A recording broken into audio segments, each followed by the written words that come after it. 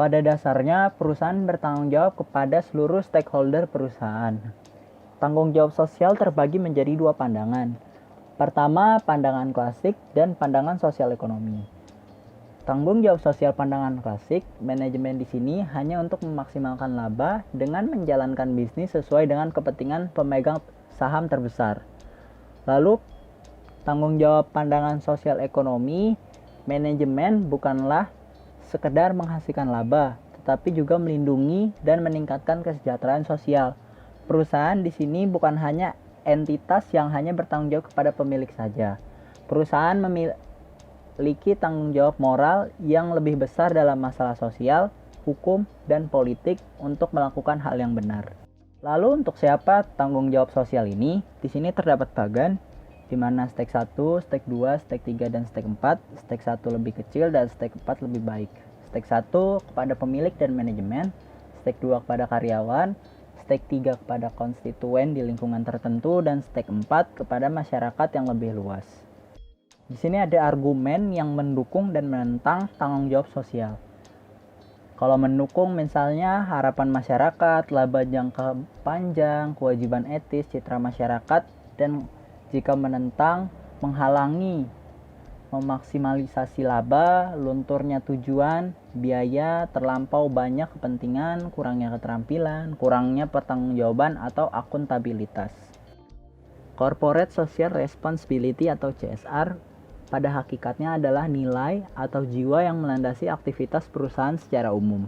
Dikarenakan CSR menjadi pijakan komprehensif dalam aspek ekonomi sosial, kesejahteraan, dan lingkungan.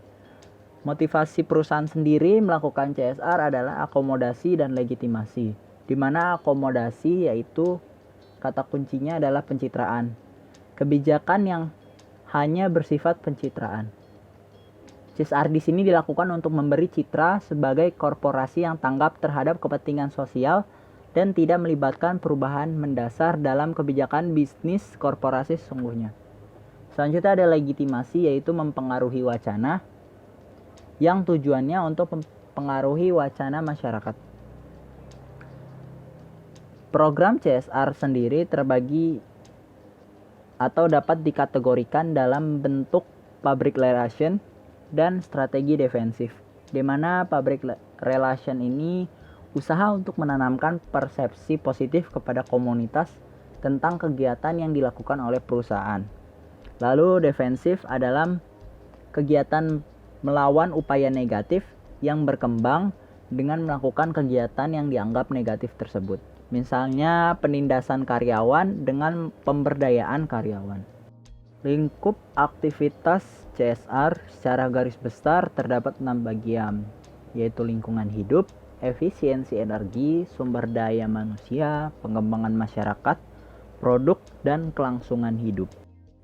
Saat ini semakin banyak perusahaan yang menjalankan program CSR dengan berbagai tujuan dan bentuk kegiatan. Salah satunya adalah Google. Perusahaan raksasa Google memiliki banyak sekali program CSR.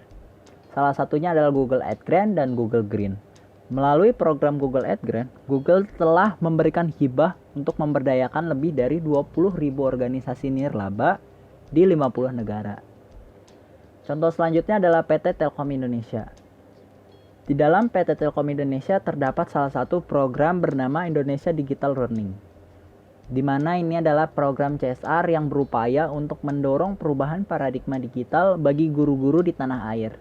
Program ini berhasil meningkatkan kompetensi, keterampilan, dan kualitas guru melalui pemanfaatan teknologi informasi dan komunikasi. Contoh selanjutnya adalah PT Unilever Indonesia. Produsen produk kebutuhan rumah tangga ini memiliki banyak program CSR melalui produk yang diciptakannya sendiri. Di antaranya adalah Lifebuoy, yaitu kampanye cuci tangan dengan sabun, Kecap Bango, yaitu pelestarian kuliner Nusantara, dan Pepsodent, yaitu edukasi kesehatan gigi dan mulut. Program-program tadi berkaitan dengan sustainable development.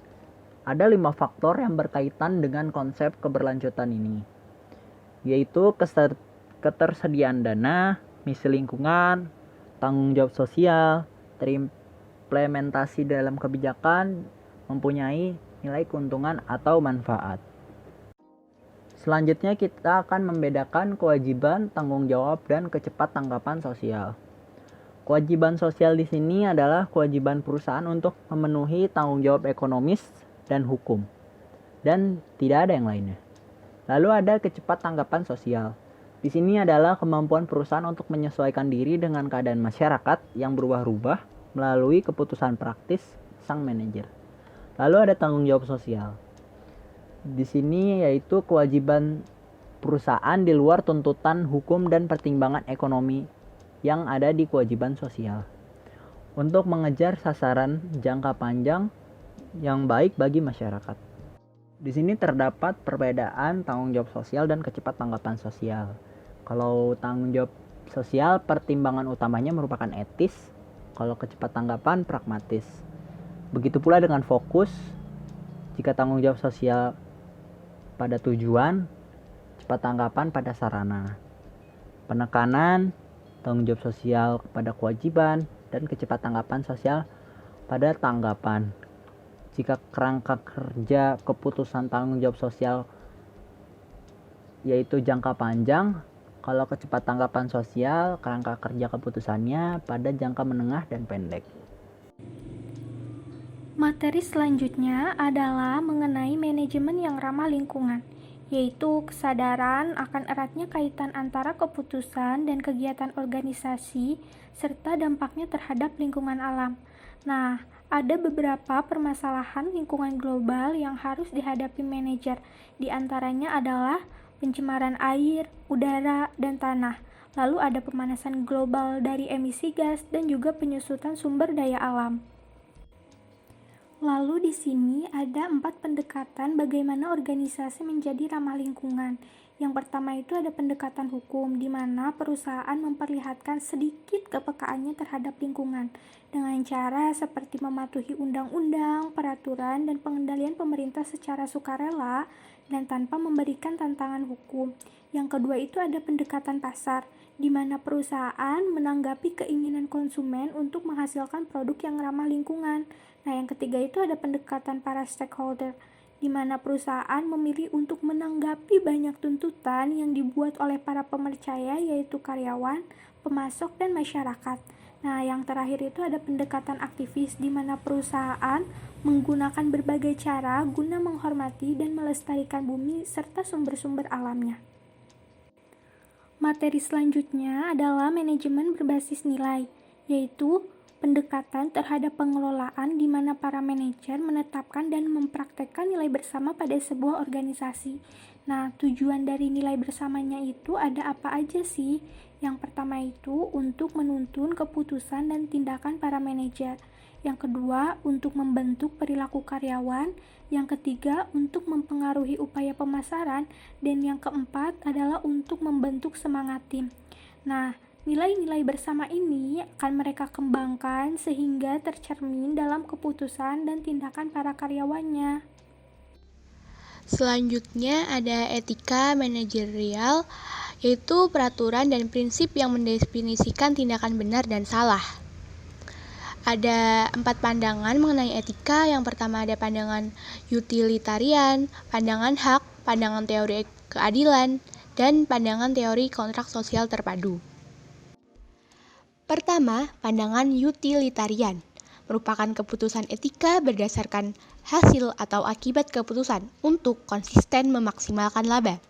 Yang kedua, pandangan hak fokus pada penghormatan serta perlindungan hak kebebasan pribadi untuk melindungi hak-hak individu. Yang ketiga, pandangan teori keadilan merupakan pengenaan peraturan secara adil, tidak memihak, dan mengikuti seluruh peraturan di bidang hukum. Yang keempat, yaitu pandangan kontrak sosial terpadu merupakan keputusan etika didasarkan pada faktor empiris dan normatif. Selanjutnya, yaitu faktor yang mempengaruhi etika karyawan, dipengaruhi oleh perkembangan moral. Yang pertama ada tingkatan perkembangan moral, yaitu prakonvensional, konvensional, dan prinsip. Yang kedua ada tahapan perkembangan moral, karakteristik individu, desain struktur organisasi, budaya organisasi, dan intensitas dari isu etis. Selanjutnya, faktor-faktor yang mempengaruhi perilaku etis dan tidak etis. Yang pertama yaitu ada dilema etis atau pilihan etis yang mempengaruhi tingkatan perkembangan moral. Kedua ada karakteristik individu, yang ketiga ada intensitas isu, yang keempat ada kebiasaan etis dan tidak etis, yang selanjutnya ada budaya berorganisasi, dan yang terakhir ada macam-macam struktural. Pada karakteristik individu yang mempengaruhi perilaku etis, ada dua, yaitu nilai dan tahapan perkembangan moral. Nilai merupakan keyakinan dasar tentang apa yang benar dan apa yang salah. Sedangkan tahap perkembangan moral yaitu ukuran kebebasan individu dari pengaruh luar. Selanjutnya adalah kode etik. Kode etik adalah pernyataan formal dari nilai utama organisasi dan aturan etika yang diharapkan untuk diikuti oleh karyawan. Tujuan dari kode etik ini adalah sebagai pedoman dalam bersikap di dalam organisasi untuk memelihara kesejahteraan. Selanjutnya adalah penggunaan kode etik yang efektif. Penggunaan kode etik yang efektif dapat dilakukan dengan 4 cara. Yang pertama adalah dengan mengembangkan kode etik sebagai panduan dalam menangani dilema etika dalam pengambilan keputusan. Yang kedua adalah dengan mengkomunikasikan kode etik secara reguler kepada seluruh karyawan. Ketiga, seluruh tingkatan manajemen secara kontinu menegaskan pentingnya kode etik dan komitmen organisasi pada kode tersebut.